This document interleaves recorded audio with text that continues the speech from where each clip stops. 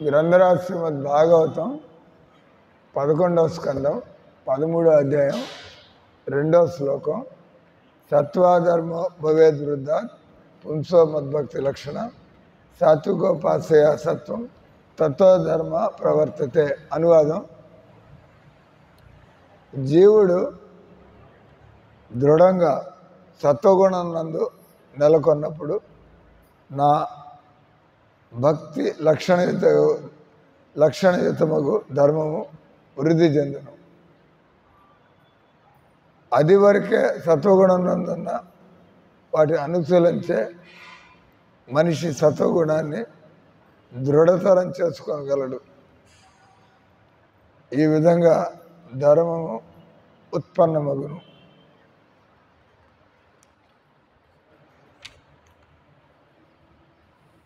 తాత్పర్యం: ప్రకృతి గుణాలు నిరంతరము విరోధించుచుండును కనుక సత్వగుణమే రజ తమో గుణాన్ని అణుచుట ఎట్లు సాధ్యపడగలదు.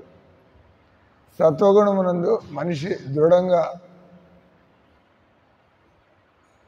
నెలకొనమని కృష్ణ భగవానుడు ఇచ్చట చెప్పుతున్నాడు. అప్పుడు ధర్మం అనేది మనకి అర్థం కాగలదు. సత్వ రజతమో గుణాలందు వాటి గురించి కృష్ణుడు భగవద్గీత 14వ అధ్యాయంలో విస్తారంగా వివరించాడు.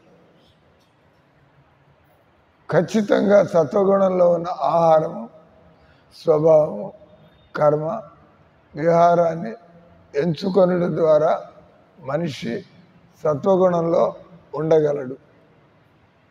సత్వగుణం యొక్క లాభం ఏమనగా కృష్ణ భక్తి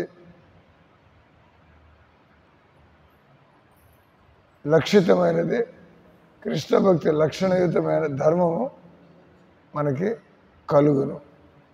అటువంటి భక్తి లేనప్పుడు సత్వగుణం కూడా కేవలం వ్యర్థమని పరిగణించబడుతూ మాయ యొక్క రూపమే కాగలదు. మనిషి విశుద్ధ సత్వస్థితికి తప్పక రావాలని వృద్ధాత్ వృద్ధి కలిగి అనే పదం సూచించదు. వృద్ధాత్ అనే పదం వృద్ధికి, అభివృద్ధికి సూచకం. పూర్ణ పరిపక్వతను చేరినంత వరకు మన మనసు ఎదగవలను. సత్వగుణం యొక్క పరిపక్వత విశుద్ధ సత్వగుణం దివ్యస్థితి అని పిలువబడు. దివ్యస్థితిలో సమస్త జ్ఞానము సహజముగానే తెలియచుండును. ఆ విధంగా మనిషి తన కృష్ణునితో గల నిత్యమైన ప్రేమమయ సంబంధాన్ని సులభంగా అర్థము చేసుకోనగలడు. అదే ధర్మం యొక్క నిజమైన అర్థము మరియు ప్రయోజనం. సత్వగుణ వృద్ధి ధర్మాన్ని దృఢమనర్చునని, పుష్టి కలిగే రీతిలో ధర్మాన్ని ఆచరించుట సత్వగుణాన్ని దృఢమర్చుని శ్రీ మధ్వాచార్యులు గారు చెప్పి ఉన్నారు. మనిషి ఆధ్యాత్మిక సుఖమునందు ఈ విధంగా ఉన్నత స్థితికి పురోగమించగలడు. ఓం అజ్ఞానతిమిరాంధస్య జ్ఞానాంజన శలాకయ చక్షుర్ ఉన్మిళితం యేన తస్మై శ్రీ గురవే నమః. శ్రీ చైతన్య మనోభీష్టం స్థాపితం యేన భూతలే స్వయం రూప కదా మయ్యం దదాతి స్వాపదాంతకం. అందరి చేతులు ఎత్తానండి. జయ శ్రీకృష్ణ చైతన్య ప్రభు నిత్యానంద శ్రీ అద్వైత గదాధార శ్రీవాసాది గౌరభక్తరుంద. హరే కృష్ణ కృష్ణ కృష్ణ హరే హరే, హరే రామ రామ రామ హరే కృష్ణ కృష్ణ కృష్ణ హరే హరే, హరే రామ రామ రామ హరే. ఇక్కడ ఎవరైనా చదువుకున్న వాళ్ళకు కూడా దేవుడి గురించి తెలియదు. వాళ్ళు డిగ్రీ చేస్తారు, పీజీ చేస్తాడు, పిహెచ్డి చేస్తాడు అని వాడి దేవుడి గురించి ఏబిసిడి తెలియదు. ఎందుకంటే ఆ చదువుల ద్వారా దేవుడిని మనం తెలుసుకోలేము. ఆ చదువుల ద్వారా మన యొక్క స్వభావం మారదు. మనం మాంసాహారం తినేవాడు ఎంటెక్ చదువుకుంటే మాంసాహారం వదిలిపెడతాడే?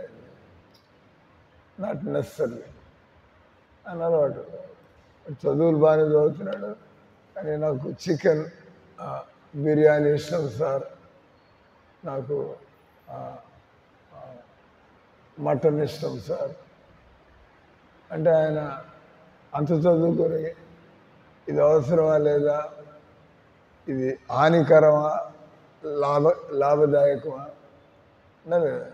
చదువు అంటే మనకి విచక్షణ జ్ఞానాన్ని కలిగించాలి. విచక్షణ జ్ఞానాలు ఇవ్వలేని చదువు దేనికి? మీరు చదువుకున్న వాళ్ళైనా మోసం చేస్తూ ఉండడం, చదువుకున్నా కూడా అబద్ధాలు చెబితే చదువు దాన్ని మీరు బాగుపడింది రైట్? ఏం బాగుపడ్డారు?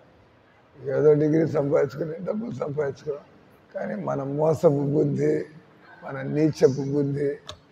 కాబట్టి నిజమైన చదువు అంటే మ్యాన్ మేకింగ్ ఎడ్యుకేషన్, వ్యక్తిత్వాన్ని నిర్మాణం చేసేటువంటి చదువుని నిజమైన చదువులు అంటారు. ఈ పొట్టపోసుకునే చదువులు, ఉద్యోగం తెచ్చుకుని 4 డబ్బులు సంపాదించుకుని ఏం బుద్ధి మారేదేం లేదు. ఇక్కడ చదువులు అంటే ఒక చెడు వ్యక్తిని మంచి వ్యక్తిగా మార్చేది, ఒక మంచి వ్యక్తిని భగవంతుడి భక్తుడిగా మార్చేటువంటిది. ఒక భక్తుడిని ఈ రకంగా నిస్వార్థంగా ప్రపంచం అంతా తన సుఖాన్ని పట్టించుకోకుండా ప్రపంచం అంతా తిరిగి అందరికి కూడా సుఖపడడానికి వాళ్ళకు కూడా దారి చూపించడం. నాకు సుఖపడడానికి నాకు మార్గం తెలుసు, నాకెందుకు వచ్చింది ఊరంతా తిరిగి చెప్పడం అని గమని ఉండిపోవచ్చు కదా. లేదా అరే ఇంత సులభంగా సుఖపడవచ్చు, జనాలంతా గోడులాగా పనిచేస్తున్నారు, ఆయన దుఃఖాలు అనుభవిస్తున్నారు. కాబట్టి నేను కొద్దిగా ఇతరులు చెప్పినట్లయితే వాళ్ళ జీవితాలు కూడా బాగుపడతాయి కదా. అంటే మీరు నిజంగా చదువుకున్న వాళ్ళైతే, నిజంగా మీరు బాగుపడినట్లయితే మనం సత్యలోపల సమాజానికి ఏం చేయాలా? సత్యలోపల మనం మామూలు మీరు అట్లా ఆలోచిస్తున్నారు, నేను నా జీవితంలో సమాజానికి ఏం చేయాలని ఆలోచిస్తే, నా పెళ్ళి ఎప్పుడు చేసుకోవాలా, నా సంపాదన ఉంది, నేను ఆస్తులు ఎట్లా కొనుక్కోవాలా, మన బతుకు అట్లా ఉంటుంది అంతే కదా. మామూలు వ్యక్తులందరూ నాకు నాకు నాకు అని ఆలోచిస్తూ ఉంటారు.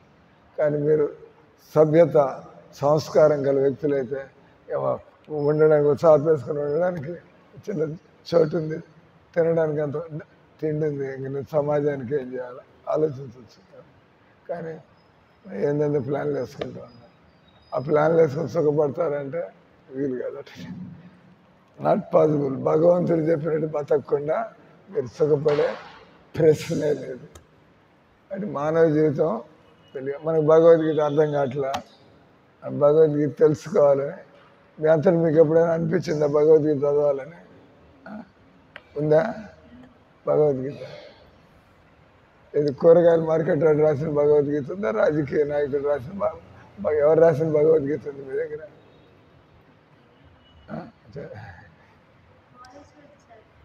భగవద్గీత ఇప్పుడు గాంధీ గారు భగవద్గీత రాస్తారు. గాంధీ గారికి ఏం సంబంధం? రాజకీయాల్లో ఉండేవాడికి ఎవడో భక్తుడు రాయాల అంటే, ఎవరైతే భగవద్గీత నుంచి భగవంతుని తెలుసుకొని భగవంతుడి ప్రేమలో పడ్డాడో వాడు రాస్తే మీకు కూడా భగవంతుడు తెలుస్తాడు. భగవంతుడి ప్రేమ ఎలా కలుగుతుందో దానిలో రాసి ఉంటుంది. వాడెవరు రాజకీయ నాయకుడు తన తెలివితేటలు చూపించుకోవడానికి రాస్తే ఆయన భక్తుడు కాదు. ఆయన భక్తుడు కాకపోతే, నేను భక్తుని కాకపోతే మిమ్మల్ని భక్తురాలని చేయగలనా? Not possible. నేనే భక్తుని కాదు మీకు ఎట్టిస్తాను? కామన్ సెన్స్ కదా. మీరు ఇంజనీర్ కాకపోతే ఏమైనా ఇంజనీర్ ఎట్ట చేయగలరు? నాట్ పాసిబుల్ అంతే కదా. మీకు డబ్బు లేకపోతే ఏమికేం వేయగలరు మీరు? కాబట్టి భగవద్గీతకి ఒక క్వాలిఫికేషన్, డాక్టర్ అంటే ఒక క్వాలిఫికేషన్, ఇంజనీర్ అంటే క్వాలిఫికేషన్. అట్లాగే భగవద్గీత మీద రాయాలంటే ఎవడు పడితే వాడు రాయొచ్చు. మీ తెలియదు. నా అభిప్రాయంలో నా మతం నేను అనుకుంటాను. ఈయన మీరు అనుకోవడం కాదు, కృష్ణుడు ఏం చదువుతున్నాడు చెప్పేది. మీరు భగవద్గీత మీరు ఏమనుకుంటే వాడికి కావాలి. అది మీరు భగవద్గీత చేతిలో తీసుకుంటే కృష్ణుడు ఏం చదువుతున్నాడో అది మీరు అర్థం చేసుకోండి, మీరు ఇతరులకి చెప్పండి. భగవద్గీత తీసుకుని కృష్ణుడు చెప్పి పక్కన నా అభిప్రాయంలో హూ కేర్స్, మీ అభిప్రాయం ఎవరికి కావాలి, మీ చెత్త అభిప్రాయాలు ఎవరికి కావాలి. భగవంతుడు ఏం చదువుతున్నాడు కాబట్టి భగవద్గీత ఎవరు రాసింది చదవాలా? ఎవరైతే కృష్ణుని దేవుడిగా అంగీకరించాడో, ఎవరైతే కృష్ణ ప్రేమలో పడి కృష్ణుని వదిలిపెట్టలేడో అటువంటి వాడు రాసిన పుస్తకం చదివితే భగవద్గీత మీద మీకు కృష్ణుడు అర్థం అవుతాడు. ఆ భగవత్ ప్రేమలో ఉండేటువంటి అంటే భగవత్ ప్రేమలో సుఖం ఉందంటారా లేదంటారా? మీ అమ్మని ప్రేమిస్తుంటే కొంత సుఖం ఉంటుందా లేదా? మీకు మీ అమ్మని సుఖ పెడుతుంటే ఉంటుంది కదా. మీ అమ్మ నాన్నని సంతోష పెడితే మీకు కూడా సంతోషంగా ఉంటుంది. మీ అమ్మ నాన్న చిన్న వ్యక్తులు, భగవంతుని సంతోష పెడితే ఇంకెంత వచ్చి పడుతుంది ఆనందం. అంతే కదా, మనంతా చిన్న చిన్న వ్యక్తులు. కానీ భగవంతుడిని సంతోషపెట్టడానికి ప్రయత్నం చేస్తే మీ ఆనందానికి అంత ఉండదు. అందుకే పెద్ద పెద్ద వాళ్ళంతా వచ్చినప్పుడు అట్లా ఏం చదువుతూ ఉంటారు? రామానుజాచార్యులు, మధ్వాచార్యులు, ఆది శంకరాచార్యులు, పెద్ద పెద్ద గురువులంతా వచ్చినప్పుడు దేవుణ్ణి తెలుసుకోండి, దేవుణ్ణి ప్రేమించండి, అప్పుడు మీ జీవితంలో ఆనందం నిండుకుంటుంది, ఆనందం కలుగుతుంది. మనం ఎవరెవరిని ప్రేమించి వాడు మనకు ఆనందాన్ని ఇస్తాడని మనం భంగపాటు పడుతూ ఉంటాం. ఎవడు మనకు ఆనందానికి? భగవంతుడే మన బుద్ధిని మార్చేది, భగవంతుడే మన సత్వగుణంలోకి తీసుకురావడానికి. భగవంతుడు ఆత్మ అనుభూతం అవుతుంది. భగవంతుడి సేవలో ఉంటే మీ ఆత్మ ఎప్పుడు మేలుకొని ఉంటుంది. అందరూ కూడా ఆత్మ సాక్షాత్కారం కావాలి. మానవ జీవితం యొక్క ఉద్దేశం మామూలుగా అందరూ కూడా తినడం, పండుకోవడం, కుటుంబాలు పెట్టుకోవడం అందరు చేస్తూ ఉంటారు. ఏ పక్షులకు గూళ్ళు ఉంటాయో ఉండవా? మీరు ఇల్లు కట్టుకుంటే అది గూడు కట్టుకుంటుంది. కట్టుకోవడం చేయకపోతే ఈ కుక్కలు, పందులు ఉంటాయి, మీ మీ అరుగు కింద వచ్చి పండుకుంటుంది. అది దానికి ఇల్లు కట్టుకోవడం చేత కాదు, ఇంటి దగ్గర ఎవరు దూరుతుంది అక్కడ. కాబట్టి అందరికీ తెలివితేటలు ఉన్నాయి. మనం కట్టుకుని కానీ ఎవడో కట్టిన దానిలో దూరి కానీ ఎట్లా మన శరీరాన్ని కొద్దిగా ఎండ నుంచి వాన నుంచి కాపాడుకోవాలి. ఆ తెలివితేటలు పశువులకు కూడా ఉంటాయి. మానవుడి తెలివితేటలు అంటే మనం భగవంతుడిని తెలుసుకోవాలి, మనం భగవంతుడికి సంబంధాన్ని పెట్టుకోవాలి. చాలా తెలియగల ఆలోచన. భగవంతుడితో సంబంధం అంటే మీకు డైరెక్ట్ భగవంతుడితో లింక్ ఉంటే ఏం కావాలి? మీకు ఏమన్నా అడుక్కోవాలి, బొచ్చి పట్టుకొని ఉద్యోగం ఏంటి సార్ నాకు అది అని ఉద్యోగాలు చేయాలి. ఏమో ఉద్యోగాలు చేయాలి. నాకు భగవంతుడితో సంబంధం అంటే నేను ఉద్యోగం ఎందుకు చేయాలి? ఆయన సేవ చేస్తూ ఉంటా, ఆయన ఏర్పాట్లు చేస్తూ ఉంటాడు. ఎవరికో వాళ్ళకి సేవ చేయాలి. మీరు భగవంతుడికి సేవ చేయకపోతే గవర్నమెంట్ జాబ్ చేయాలి, మీరు భగవంతుడికి సేవ చేయకపోతే ప్రైవేట్ జాబ్ చేయాలి, లేకపోతే మీరు సొంత జాబ్ చేసి కష్టపడాలి. భగవంతుడి సేవలో ఉంటే మీకు అన్నీ దొరుకుతూ ఉంటాయి. మీరు ఇతరులు కూడా అంటే ఎవడో మందిరం కడితే కదా. ఇప్పుడు మీరు ఇక్కడ మందిరం లేకపోతే ఇక్కడికి వచ్చి ఎందుకు కూర్చుంటారు? మందిరం ఉంది కాబట్టి చలో లెట్స్ గో ఇస్కాన్ మందిరాన్ని పోయి సరి చూసొద్దాం అంటే ఇది ఇతరుల కోసం. మందిరం కడితే మాకెట్టగా దేవుడు తెలుసు, కానీ మందిరం అంటే జనాలు వస్తారు, వాళ్ళకి ఈ విధంగా చెప్పగలుగుతాం కదా. కట్ పాయింట్ వచ్చి మానవ జీవితం మనం మన తెలివితేటలతో జీవితపు సమస్యలు కానీ మన తెలివితేటలతో ఆనందాన్ని కానీ మనం పొందలేము. ఏం తెలుసు మనకి మీకు ఆనందం ఎట్లా కలుగుతుంది చెప్పండి? మీకు ఆనందం ఎలా కలుగుతుంది చెప్పండి? వెతుక్కుంటేనే అంటే దొరకలేదని ఒకటి పాయింట్, అసలు అదేందో కూడా తెలియదు అనేది ఇంకో పాయింట్. మీరు గమ్మునుండగానే మాకేం తెలిసిపోతుంది? ఈ యొక్క ఆనందం దొరకలేదు.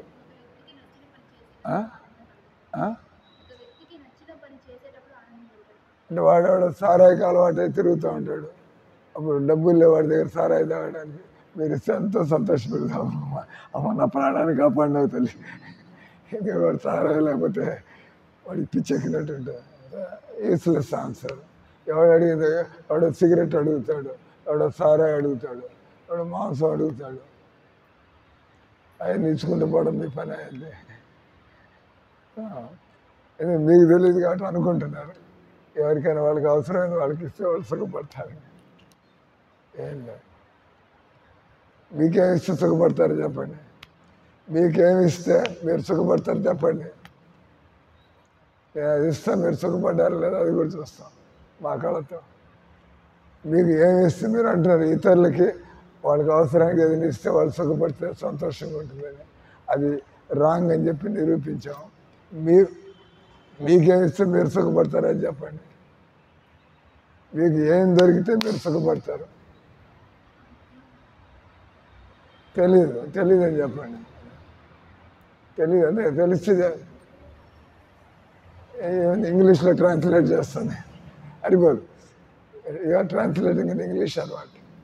తెలుగే కదా మాట్లాడాలి. తెలుగు అని పది మంది మీరేదేం చేస్తున్నారు?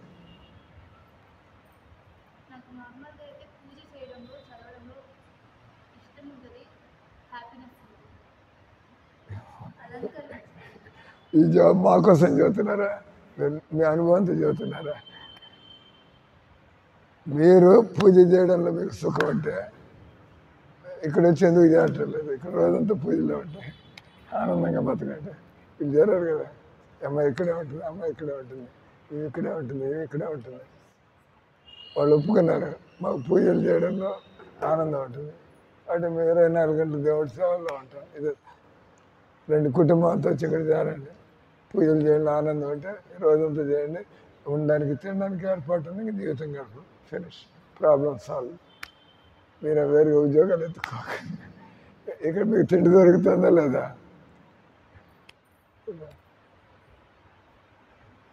సో పాయింట్ వచ్చి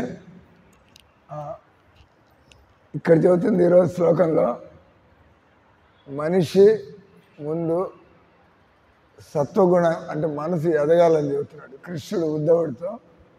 మనసు ఎదగాల. మనసు ఎదగనటువంటి వాళ్ళు డబ్బుల్లో, తిండిలో, ఈ సంసారంలో ఎత్తుక్కుంటూ ఉంటారు. వాళ్ళు బతుకంతా ఎత్తుకుని మనసు ఎదగలేదు. మనసు ఎదిగితే ఇది కాదు సుఖం పెట్టేది పైకి. అంటే ఇక్కడ ఉద్ధవుడికి కృష్ణుడు ఏం చెబుతున్నాడు, సంసారంలో పుట్టిన వాళ్ళంతా కూడా అజ్ఞానంలో ఉంటారు.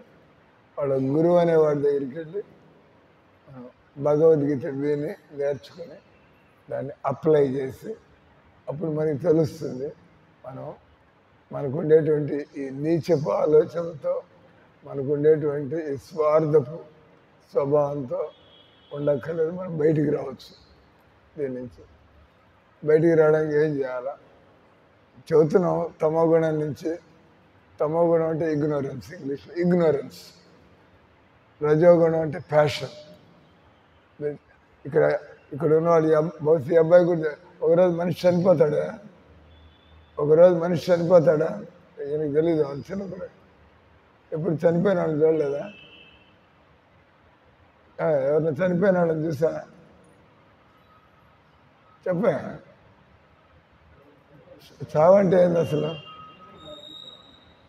చావంటే ఏంది? ఏం తెలియదు కదదు. చనిపోవడం అంటే ఏందని అర్థమైంది.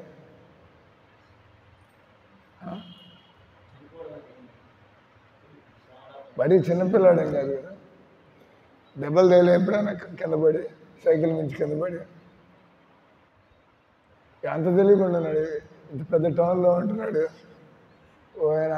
ఆయన చనిపోయాడు, ఈయన చనిపోయాడు, అక్కడ ఇది జరిగింది, ఇక్కడ జరిగింది. ఒకనేమన్నా ట్రక్ గుద్దేస్తున్నాను కానీ నీ మీదకి ట్రక్ వస్తే తప్పుకుంటా ఎదుర్కొని నిలబడతావు అక్కడే. చెప్పా, నీ మీద ఒక కారు వచ్చేస్తుంది, మోటార్ సైకిల్, ఏం చేస్తావు? అక్కడే నిలబడతావు, నువ్వు తప్పుకుంటావా?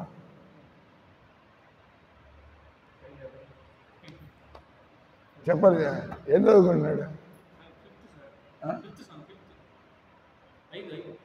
చెప్పాలి. ఇప్పుడు నీ మీదకి ఎవరన్నా రాయితో కొడతాడు, నేను నువ్వు తప్పించుకుంటా దెబ్బలు తింటావా? చెప్పా, నీ నాన్న కర్రతో కొట్టడానికి వస్తే నువ్వు ఇంట్లోకి పారిపోతావు, అక్కడ నా తలకాయ పగలగొట్టాడంట. ఇంకా ఆయనకేం తెలియదు, ఎవరిని కొడుతుంటే కొట్టించుకుంటాడా?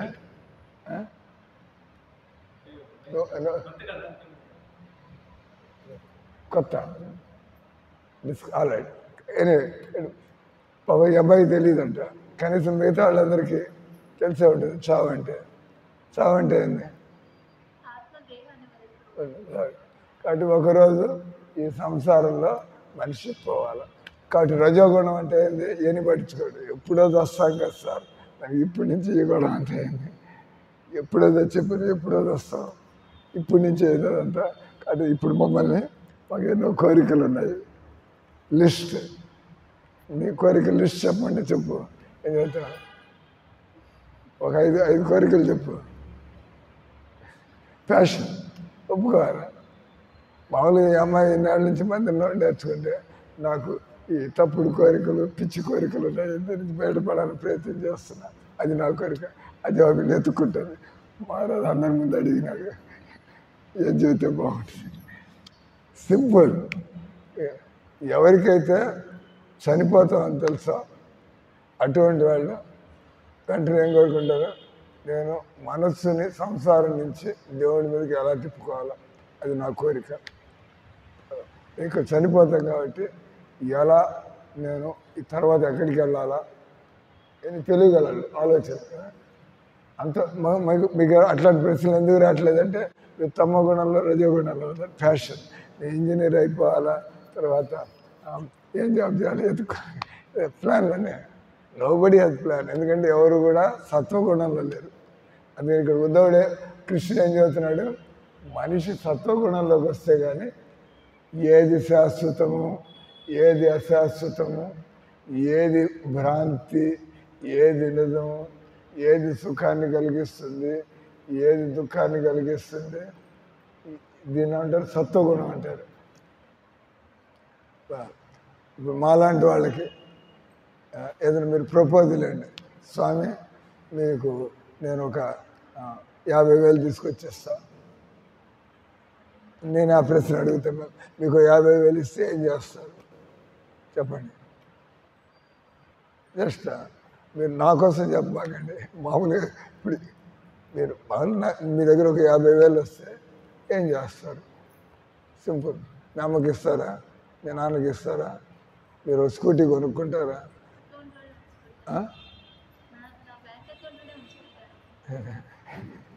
తెలియదండి, బ్యాంక్ వాళ్ళు పెడితే లాభమైంది, ఖర్చు పెట్టకుండా. దీన్ని తమగుణం అంటారు. రజోగుణంలో ఉంటే కంసగా వాడు ఎంజాయ్ చేస్తాడు, బ్యాంక్ అకౌంట్లో పెట్టుకుంటుంది. కానీ మీకు తెలివితేటలు డబ్బులు ఖర్చు పెట్టుకోవాలి కదా, ఏమో కూడా తెలుసు. మీరే డబ్బులు ఉంటే ఖర్చు పెట్టుకుంటారా లేదా? ఆ బ్యాంకులో పెట్టుకుని చూసుకుంటా అంటారా, ఆ బ్యాంకులో 50 ఉంది, ఆ బ్యాంకులో 1,00,000 అయింది, సో వాటి ఏం చేసుకుంటారు? వేస్ట్. డబ్బులు అంటే ఖర్చు పెట్టుకోవడం కోసం. కాబట్టి మీరు అజ్ఞానంలో ఉన్నారు.